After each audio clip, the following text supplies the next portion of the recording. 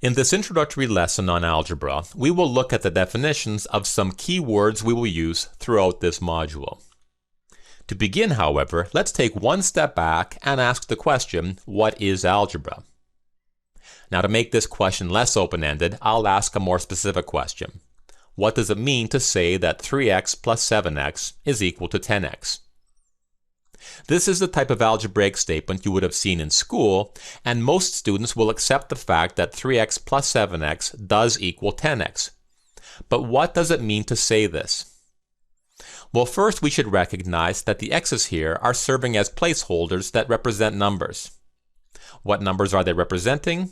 Well, in this case, they are representing every number imaginable. So 3x plus 7x has no particular value, and neither does 10x. The value of 3x plus 7x and the value of 10x depend on the value of x. Now, if we assign a value to x, say x equals 2, then we can evaluate 3x plus 7x by replacing each x with 2. When we evaluate the left-hand side here, we get 20. Similarly, we can evaluate 10x when x equals 2 by replacing each x with 2. When we evaluate the right-hand side here, we get 20. So when x equals 2, 3x plus 7x and 10x both evaluate to be 20. Similarly, if x equals 8, we can evaluate 3x plus 7x and 10x by replacing each x with 8. Now when we evaluate the left-hand side here, we get 80, and when we evaluate the right-hand side, we get 80 as well. So when x equals 8, 3x plus 7x and 10x both evaluate to be 80.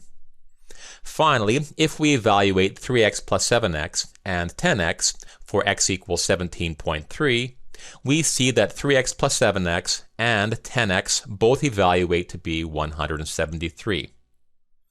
From here we might make a general comment about 3x plus 7x and 10x.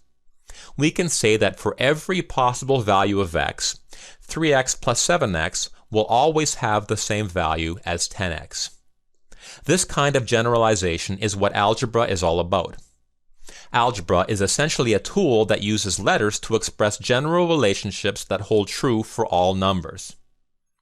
So later in this module, when we say that x plus 2 times x plus 7 is equal to x squared plus 9x plus 14, we are saying that for every possible value of x plus 2 times x plus 7 and x squared plus 9x plus 14 will have the same evaluation.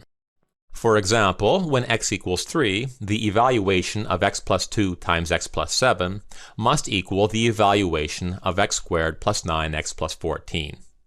In this case, both expressions evaluate to be 50 when x equals 3. Similarly, if we let x equal -1, both expressions evaluate to be 6. And in general, both expressions will have the same evaluation for every possible value of x. Okay, now that we've taken care of what algebra is, let's examine some key definitions. The first word is variable.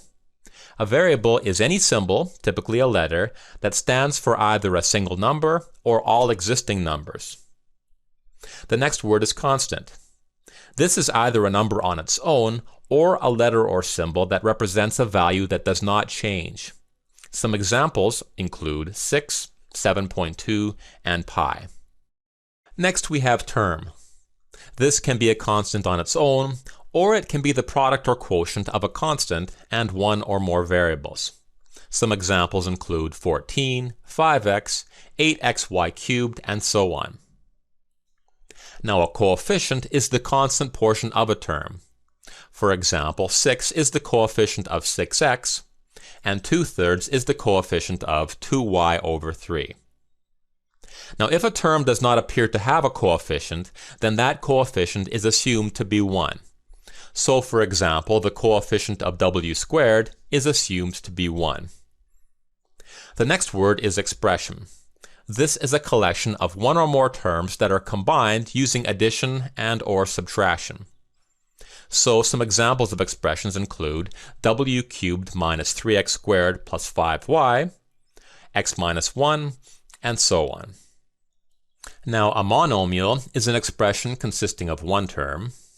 A binomial is an expression consisting of two terms, and in general, the word polynomial applies to any expression consisting of one or more terms. Okay, that concludes this introductory lesson. The important takeaway here is that as we work our way through algebra, keep in mind that much of our work is concerned with making general conclusions about the ways in which all numbers behave.